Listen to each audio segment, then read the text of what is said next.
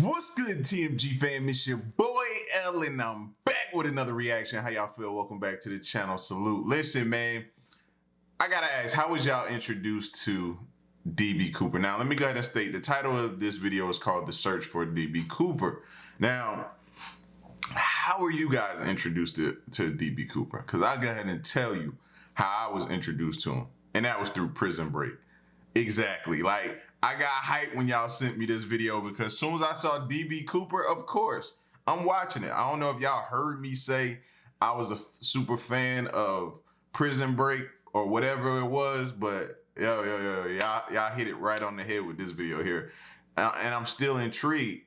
During the series Prison Break, nobody in the beginning knew who he was in the prison except Schofield. You know what I mean? And even when Schofield tried to pull his card saying, "I know who you are," he kind of brushed it off and was like, "You got me all wrong, young man," and kept it pushing. You know what I mean? It wasn't until I think he was about to die that he kind of, you know what I mean, let Schofield in on that. Yes, you're right. But I'm anxious to hear the actual story. If it's true or not, I don't know. I was just always intrigued, but I never really went and did the research until now. So this video, The Search for DB Cooper, I'm hoping breaks it all down, gives us the history and what all happened. So if you're new to the channel, hit the subscribe button, man. If you ain't been in school, we probably about to get a nice little history lesson on DB Cooper. So lock in. This could be your history lesson for the day for your classes. You know what I'm saying? It don't matter. Let's get to it. Just let me know.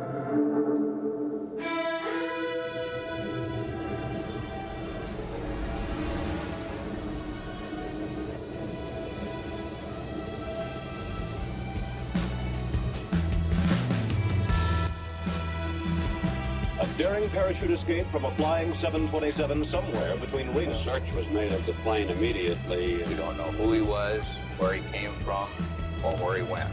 I expect that we'll keep looking until we find him or find out what happened.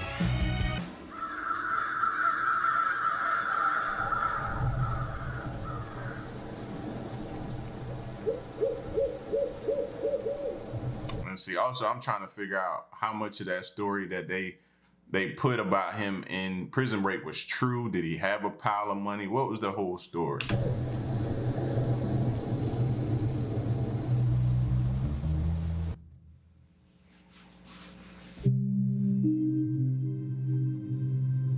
In the afternoon of November the 24th, 1971, a middle-aged man carrying a briefcase walked into Portland International Airport and purchased a one-way ticket to Seattle, Washington. The man identified himself as Dan Cooper, and along with 36 other passengers and a crew of 6, he soon boarded Northwest Airlines Flight 305. Once aboard, Cooper made himself comfortable in the middle of the last row of seats on the right side of the cabin. He ordered a drink and had a smoke, because this was the 70s. Once the flight was cleared for departure, Cooper turned around and handed an envelope to flight attendant Florence Schaffner. Inside the envelope was a note featuring a handwritten message stating he had a bomb. Schaffner reluctantly sat down beside him and glimpsed what appeared to be 8 sticks of dynamite inside his briefcase. Cooper's demands were quite simple. He wanted $200,000 in cash and 4 parachutes. He also demanded a fuel truck to stand ready to refuel the aircraft once they landed in Seattle. Should they fail to comply with his demands, he threatened to, quote, "do the job." Once the flight was airborne, Schaffner went to inform the cockpit crew, while another flight attendant by the name of Tina Mucklow remained by Cooper's side.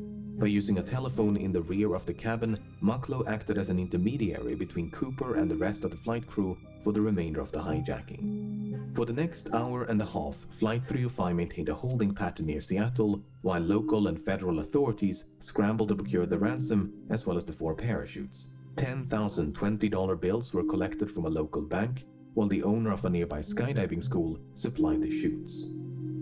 At 5:45 p.m., more than 2 hours past its scheduled arrival, Flight 305 finally touched down in Seattle. By this point, it was well after sunset, and the aircraft was brought to a remote section of the tarmac. Once the flight came to a stop, both the ransom and the parachutes were handed over to Mucklow, who then brought them back aboard. In exchange, Cooper permitted 2 of the flight attendants, as well as all the passengers, to disembark, many of whom had not yet realized the flight had been hijacked.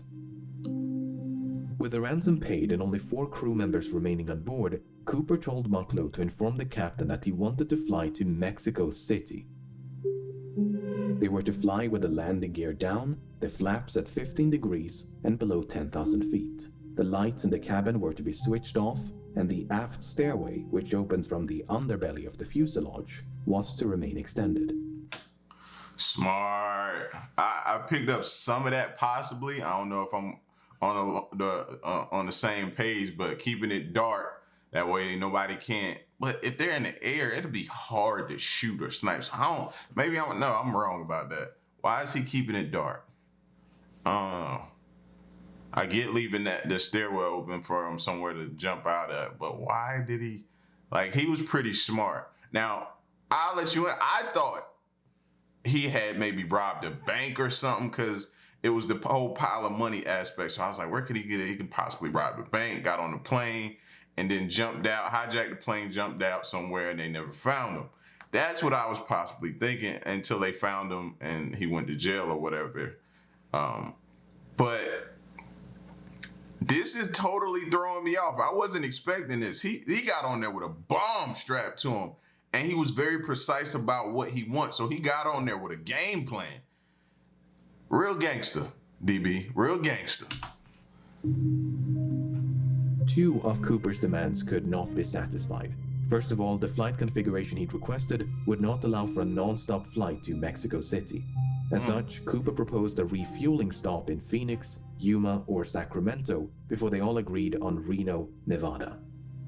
Second of all, it was not possible to depart with the ventral staircase extended. Cooper agreed to retract the stairs on the condition that Mucklow remained by his side and taught him how to extend them once the plane was airborne. Parked for nearly 2 hours due to complications with refueling, Flight 305 was back in the air by 7:36 p.m. Less than 5 minutes after takeoff, Cooper told Mucklow to head for the cockpit and that from this point onwards, he was not to be disturbed. The last time she saw Cooper, he was standing in the middle of the aisle as if though he was preparing to jump. Mucklow joined the rest of the crew, locked the cockpit door behind her, and some 3 hours later, Flight 305 safely landed in Reno. I know they was nervous, because he could have left that bomb on the plane and jumped out and left that thing on a timer. I know you couldn't have been easy riding. The flight came to a stop. The crew carefully ventured into the rear of the cabin, but there was no sign of Cooper, nor the bomb. The aft stairway had been extended mid-flight and was slightly damaged upon landing. It seemed there was only one explanation for the hijacker's absence. At some point between Seattle and Reno, Cooper had strapped on a parachute, walked down the stairs, and leaped into the dark of night. Wow. Wow. Wow. The manhunt. As soon as it became clear that Cooper was no longer on board, dozens of FBI agents converged upon the aircraft, only to discover a disappointing amount of physical evidence. A black clip-on tie, 8 cigarette butts, and 2 of the 4 parachutes were all that Cooper left behind. Evidently, he'd brought the ransom and briefcase along with him. In interviews conducted on the night of the hijacking, Cooper was described by the crew and passengers as a white male with brown eyes and dark hair. He appeared to be in his mid-40s and wore a dark trench coat, a dark suit, a white shirt, a black tie, and dark shoes. Soon after boarding, he'd also donned a pair of sunglasses. Based on this description, the FBI produced the first of several composite sketches. Dang. Before they could mount a search, however, the FBI had to figure out when Cooper abandoned ship. So this is 1972, right? So they probably don't have all the resources that most people have today to be able to, you know what I mean, conduct an appropriate search for him. So he did this in a time where if they didn't catch him probably when he was on the plane, it was probably pretty hard. It probably took him a while to locate him. You know what I mean? But that was easier said than done. None of the 4 crew members witnessed Cooper jumping from the plane, nor did the pilots of 2 fighter jets which escorted the flight between Seattle and Reno, which is not all too surprising given it was the middle of the night. Dang, so they don't know at what point to start at. So he got a heck of a head start, man. Although the flight crew did report something odd, the last communication with the hijacker occurred at approximately 8:05 p.m. when the crew used the intercom to offer assistance, which Cooper declined. Within the next 10 minutes, the crew experienced what they described as an oscillation or vibration of the aircraft. At the time, the crew suspected it might have been produced by Cooper's jump, and a subsequent recreation of the hijacking supported that conclusion. Okay, so that took care of the when, but what about the where? While Cooper was very explicit about the flight's configuration and destination, he never specified any kind of route. In fact, Cooper grew so impatient with the slow refueling in Seattle that he dismissed the captain's request to file a flight plan and simply told him to, quote, get the show on the road. As such, the captain chose to fly along an airway known as Victor 23 without any input from Cooper. By using Victor 23 as a guide, authorities estimated the most probable location of the flight at the approximated time of the jump was about 40 kilometers north of Portland. And so, at the break of dawn, the FBI mounted an impressive search operation using helicopters, airplanes, and ground troops. The problem was, even if the estimated bailout point was accurate, Cooper's eventual landing or drop zone was far more difficult to pinpoint. The loosely defined search area covered a vast stretch of mountainous wilderness occluded by a dense forest, so it was truly like finding a needle in a haystack. Apart from the difficult terrain, the search was further complicated by low temperatures and inclement weather, which persisted for days. Despite their best efforts, authorities never managed to find a single trace of Cooper, nor the items he'd brought along with him.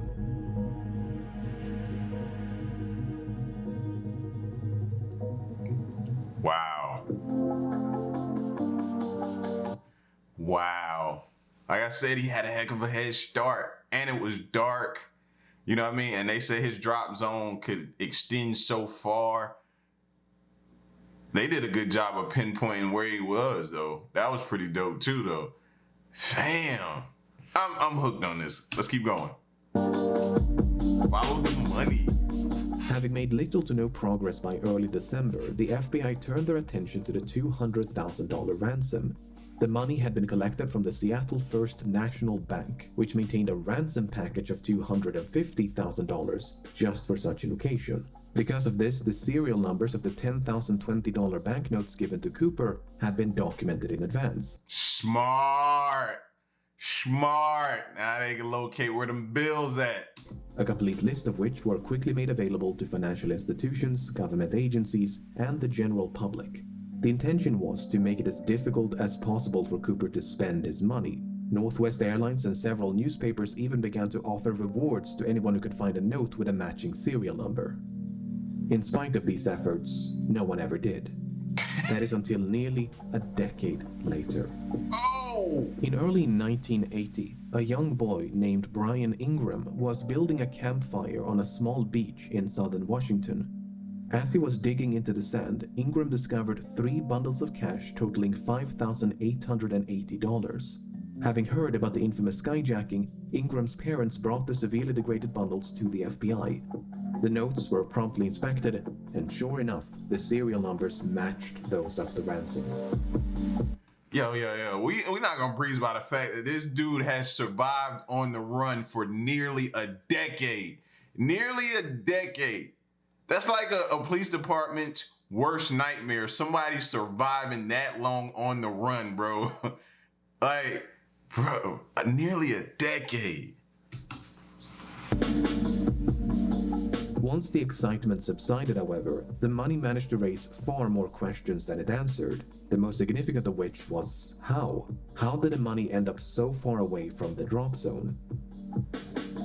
Looking at this map, it might be tempting to think that Cooper simply dropped some of the money, which then fell into the Lewis River. The bundles could then have been carried further downstream by the Columbia River before finally being washed ashore at Tina Bar, which is the name of the beach. Tina Mucklow, Tina Bar. Coincidence? Yeah, coincidence. Anyway, the problem with this idea is that the Columbia River flows in the opposite direction. This has led some, including members of the FBI, to re-evaluate the initial drop zone assessment. For instance, if the drop zone was much further southeast, close to a river called the Washougal River, it is conceivable, albeit improbable, that the money floated all the way down to Tina Bar. Alternatively, the bundles may have simply landed on the beach if the flight path was further to the west. Even so, natural explanations struggle to explain how three independent, potentially free-falling and/or free-floating bundles of cash ended up at the exact same place on the same beach. Right. To complicate matters, sediment from the riverbed was excavated and dumped onto Tina Bar as part of a dredging operation in 1974. And according to one analysis, the money was discovered above this layer of sediment. If true, that would mean the money came to rest at Tina Bar sometime after 1974. But a re-examination of that analysis found that what was believed to be a layer of deposited sediment might actually have been a perfectly natural layer of clay. Not only that, but the sediment was clearly dumped some distance away from where the money was discovered. Furthermore, when Ingram discovered the bundles, the rubber bands which held them together were still intact. This is significant because experiments conducted in 2009 revealed that this brand of rubber bands could not withstand exposure to open air or water for more than a year. So, unless the bundles were somehow protected from the elements, they must have become buried at Tina Bar within a year of the hijacking. The most probable explanation, therefore, seems to be that Cooper or someone else deliberately buried the money. Did Cooper survive and bury the money himself? Did someone else bury the money after stumbling upon Cooper's remains? If there is an explanation which does not require human intervention, it's managed to elude investigators for decades. Suffice it to say, this is a mystery within a mystery. Right. Since Ingram's discovery in 1980, both Tina Bar and the grounds around the Washougal River have been subjected to numerous searches, but to date, there's been no sign of Cooper, nor the rest of the money.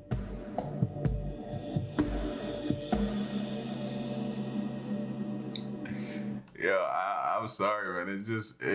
It's just crazy to fathom that this dude could possibly have gotten away with one of the craziest heists of our ever, possibly. You know what I mean? Like, but let's keep going.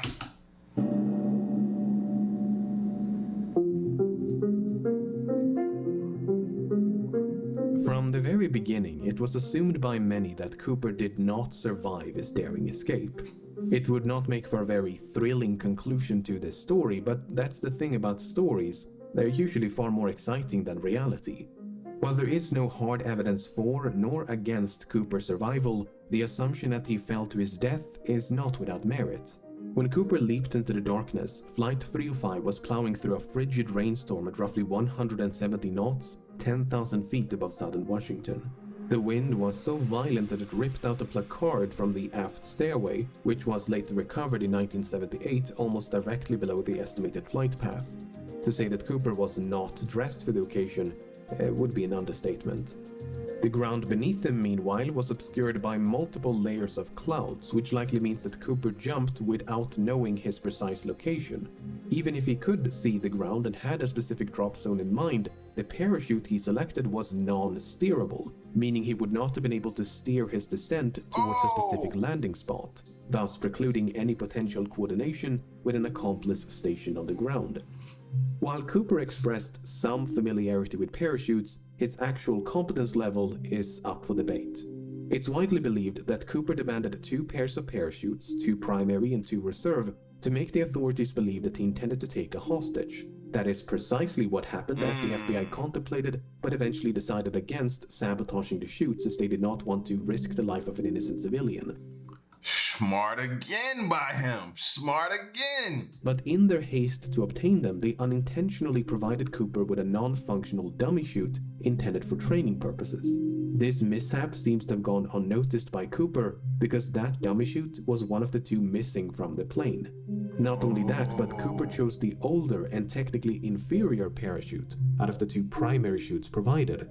So in both cases, it seems like Cooper made the worst possible choice. Yo, let's not gloss by the fact that they took a chance on what if he did take a hostage and gave her the dummy shoot by mistake and didn't know? That was a risk they was willing to take? But there are other ways to interpret this information. For instance, it's possible that Cooper used the dummy chute not as a reserve, but as a means to secure the bag of money. In fact, that is precisely what Cooper tried to do with the functional reserve chute. First, he tried to place the money in the chute's canopy before removing some of the suspension lines and wrap them around the bag. Perhaps he used the dummy chute for a similar purpose. And Cooper's decision to use the older primary chute is not necessarily an indication of inexperience. It could also be a sign of familiarity, because the chute he left behind was a civilian luxury chute, while the one he used was a military chute. The argument is that Cooper might have been trained as, say, a paratrooper, and chose the older military chute because that's the one with which he was most familiar. Wow. And there is at least one other reason to suspect that Cooper had a military background. While the flight was in a holding pattern near Seattle, Cooper mentioned that the McCord Air Force Base was only 20 minutes away from the Seattle-Tacoma airport. At the time, that was an accurate assessment and might suggest a military background. Apart from the potential military connections, Cooper may even have had links to the Central Intelligence Agency.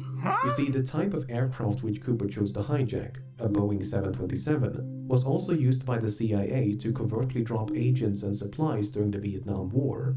A task for which the Boeing 727 was uniquely qualified due to its distinctive aft stairway. So it's fairly safe to assume that Cooper chose to hijack a Boeing 727 specifically because it provided a relatively safe means of escape. Whether he learned of this from the CIA or came to that conclusion independently is another question. However, the fact that Cooper chose to hijack a flight operated by Northwest Airlines was apparently random chance. When Tina Mucklow asked Cooper about his motives, he responded, "It's not because I have a grudge towards your airline, it's just because I have a grudge." He further clarified that Flight 305 just happened to be in the right place at the right time. Even so, it's clear that Cooper came prepared. He seemed to know a great deal about aircraft and aviation. He appeared to be familiar with the local terrain. He maintained a low profile to avoid a panic. He covered his eyes with a pair of glasses to conceal his identity. He left very little evidence behind, and he demanded 4 parachutes to force the assumption that he was taking a hostage.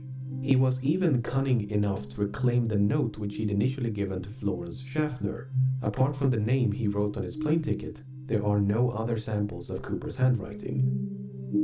But for all his planning and cunning, it seems Cooper did not give enough thought to his eventual escape. Not only did he fail to specify a route, but he was forced to make a last-minute destination change from Mexico City to Reno. He could have demanded more appropriate parachuting equipment like a pair of boots, a helmet, or jumpsuit. He could even have specified the ransom to be delivered in larger denominations to make it lighter and less cumbersome to carry. Presuming he did survive the fall and made it safely to the ground, he may then have had to make his way through a dense, partially snow-covered forest in nothing but loafers and a trench coat in late November. I get the distinct impression that Cooper's escape was much more of a leap of faith than a carefully executed jump. On the other hand, authorities never received a missing persons report matching the description of Cooper in the wake of the hijacking. This might suggest that Cooper did survive, and that he swiftly and quietly resumed his normal routine. Furthermore, other hijackers have performed similar stunts, and many of them did survive, even if they were quickly apprehended. Finally, the simplest explanation for how 3 bundles of cash ended up at Tina Bar is human intervention. At the end of the day, most of this is based on nothing but supposition. Without any concrete evidence of Cooper's demise, it leaves the door wide open to the far more exciting proposition that he did, in fact, survive. I wouldn't put it past it, man. You know what I mean? I wouldn't put it past it for the simple fact of, like they said, his military background. Somebody having a military background, they're trained, you know what I'm saying? And the likes of survival, different things like that. So he was pretty intelligent, bro. So to think he didn't have some type of a plan conducted, because like they said, he was time, let's go, let's get the show on the road. He had a plan, and You never found the body. Not to say that don't mean he didn't die. But I don't know, bro. If I had to guess, I would have said he survived. He knew a lot about the planes. He knew a lot about what to do, where the glasses, all that type of stuff like that. To say he wasn't prepared about the jump and where he would possibly land, I don't think somebody gains all this knowledge about planes and everything else, and then he had all this other type of background and is not going to focus on the jump as well. I just don't see them getting to that point and, okay, I just figure that out later. No. Normally a person like that is precise all the way to the T about every single thing, and they go over it constantly. They're a bit obsessive when it comes to that type of stuff.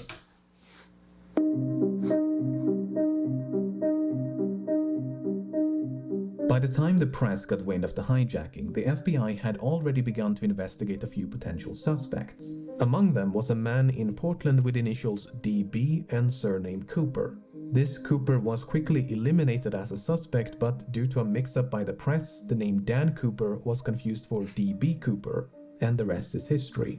While Dan Cooper is most likely a pseudonym, there is a comic book series of the same name. The comic is written in French and centers around a Canadian pilot named Dan Cooper.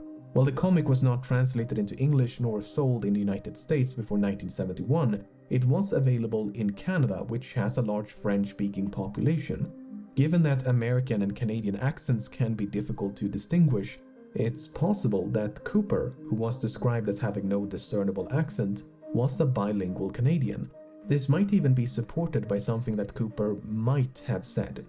You see, when the captain relayed Cooper's demands to air traffic control, he used the phrase negotiable American currency. It seems doubtful that an American citizen would specify American currency, so perhaps Cooper was not American. The problem is, we don't know if this is a direct quote from Cooper or paraphrasing by the captain. Bro, he got their heads spinning several different ways. Bro, I know this this case kept a lot of cops up at night, a lot of detectives up at night, bro. I know a lot of detectives could not sleep with this. Like, it created a bunch of chain smokers. DB had them thrown for a loop, fam. I'm locked in. For instance, notes taken by the crew during the hijacking merely contain the phrase negotiable currency, while testimonies provided by the crew after the hijacking include phrases like $200,000 in cash and circulated US currency. So Cooper might have been Canadian, and he might have taken his name from the Dan Cooper comics, just as he might have been American and might have taken his name from something or someone else. Nearly half a century has gone by since the hijacking took place, and in that time, thousands of suspects have been questioned and investigated. It would obviously be impossible to cover all of them here, but let's take a look at some of the people that at some point or another have been suspected of being DB Cooper.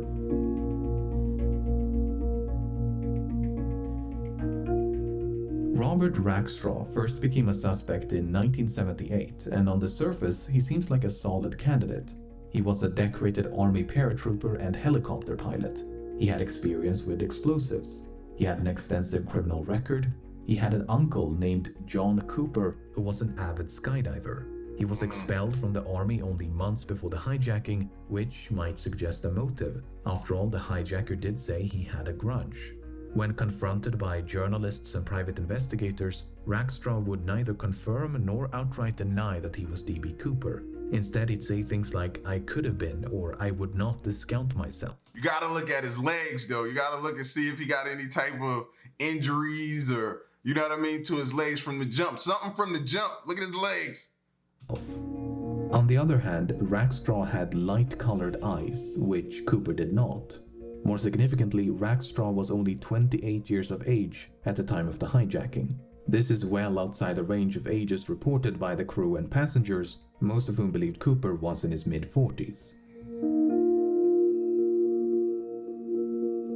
Kenneth Christensen first became a suspect in 2003 when his brother noticed certain parallels between him and Cooper. Christensen had... Hold up. Your own brother? Diamond, you out trying to say you might be DB Cooper? You can't even trust family nowadays. Briefly served as a paratrooper in World War II, and since 1953 he'd worked for Northwest Airlines as both a mechanic and a flight attendant. He was 45 years old at the time of the hijacking. He was left-handed, which Cooper might have been. For instance, Cooper used his left hand to interact with his briefcase, and the clip-on tie he left on board was affixed with a tie clasp applied from the left. Shortly before he died in 1994, Christensen had supposedly told his brother, "There is something you should know, but I cannot tell you." After his passing, his family discovered over $200,000 in his bank accounts. To top it all off, Florence Schaffner stated that photographs of Christensen bore a strong resemblance to Cooper. On the other hand, Christensen did not match the physical description of Cooper. He was both shorter and lighter. While Schaffner did see a strong resemblance, she remarked that Cooper had more hair, and that is supported by the composite sketches. And there was nothing suspicious about the large sums of money which he'd simply earned by selling land. Richard McCoy first became a suspect in 1972 when he hijacked a Boeing 727 and escaped via the aft stairway, much like D.B. Cooper. Because of the significant overlap between the two hijackings, some believe they must have been committed by the same person. McCoy used a fake name, he used a fake hand grenade to threaten the crew, he used handwritten notes to issue his demands. Both McCoy and Cooper used the phrase "no funny stuff" as a warning to the crew. McCoy demanded $500,000 in cash and 4 parachutes. McCoy also bailed out the back of the plane once they passed over his hometown in the state of Utah. Apart from the similar modus operandi, McCoy had also served in the Vietnam War as a demolitions expert and a helicopter pilot. McCoy did actually survive the fall and managed to evade authorities for 2 full days before he was apprehended and sentenced to 45 years in prison. Nope, that ain't DB. DB survived almost a decade. Well, longer than that, but you know what I mean? Like, they still ain't found him, so no. You got caught in 2 days, bro. Nah, you're terrible at this. Before his death in 1974, McCoy refused to confirm or deny that he was D.B. Cooper. On the other hand, McCoy was an avid recreational skydiver and even came prepared with a skydiving helmet and jumpsuit. He gave very specific instructions about the flight path. In addition to the fake hand grenade, McCoy also used an unloaded handgun to threaten the crew. He failed to retrieve one of the notes he'd given to a flight attendant. He was only 29 years of age at the time of the hijacking, and all 3 flight attendants were quite certain that McCoy was not Cooper. While there are meaningful parallels between these 2 cases, McCoy might simply have been a copycat who'd read about D.B. Cooper in the news. Of course. Dwayne Weber first became a suspect in 1995 when, shortly before his death, he supposedly told his wife, "I've got a secret to tell you. I am Dan Cooper." Following his deathbed confession, Weber's widow recalled a number of fascinating details. She claims to have found a bank bag resembling the one used in the hijacking. She claims Weber had sustained a knee injury after jumping out of a plane. Weber That's what I kept saying. You gotta look for the injuries. supposedly had a nightmare about leaving his fingerprints on the aft stairs. And a year before the money was discovered at Tina Bar, Weber had allegedly paid a quick visit to the same location. In addition, Weber was a World War II veteran, he had an extensive criminal record, he'd matched the physical description, and he was 47 years old in 1971. On the other hand, Weber's fingerprints did not match any of the prints collected from Flight 305. Although, to be fair, there's no way to know if any of those prints actually belonged to Cooper. Furthermore, Weber's DNA did not match a DNA sample collected from the tie clasp. But once again, there's no way to know if the DNA on the tie clasp actually came from the hijacker and not someone else. What's so frustrating is that the FBI likely had a much better source of DNA at one point. If you recall, 8 cigarette butts were collected from the scene, and there's a good chance they were all suffused with Cooper's DNA. The problem is, that evidence was lost at some point, and Yeah, I was gonna say that, man. The longer this case goes on, longer it is to try to hold and keep tight and keep DNA classified and keep it together and make sure it don't, you know what I'm saying? Like, that's why they tell you, like on First 48, man, the longer this thing goes, the longer it has, the less likely it has a chance of getting solved. it's not turned up since. William Smith first became a suspect in 2018. Smith served in the Navy during World War II and likely had some experience with parachuting. He was 43 years old at the time of the hijacking. He had dark brown eyes. He matched the physical description. He shared a certain likeness with the composite sketches, especially this speculative sketch of an older D.B. Cooper. A student named Ira Daniel Cooper, who was killed in World War II, attended the same high school as Smith. Smith worked as a yardmaster for a railroad company for most of his life, but in 1970 the company filed for bankruptcy. As a consequence, Smith lost his pension, which might suggest a motive. He could, for instance, have developed a grudge towards the airline industry for their role in bringing about the downfall of the rail transportation industry. It's further speculated that Smith could have used his knowledge of railroad networks to hop on a train and escape undetected. On the other hand, Smith spent his entire life in the northeastern United States. Given that the hijacking occurred on the other side of the country and was committed by someone who at least appeared to be familiar with the local terrain, Smith is not the most ideal candidate. However, the fact that Smith worked as a yardmaster is interesting. You see, the tie that Cooper left behind was recently examined using an electron microscope, which uncovered various metallic particles. Some of these particles, especially pure titanium, were quite rare in 1971. This might suggest that Cooper worked as a manager at some sort of chemical or metallurgical facility, or possibly a rail yard.